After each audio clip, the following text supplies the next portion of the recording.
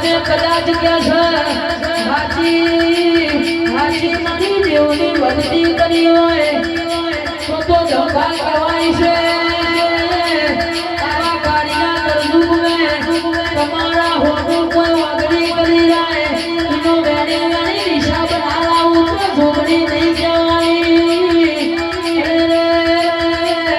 સેવા કરવા ભગવાને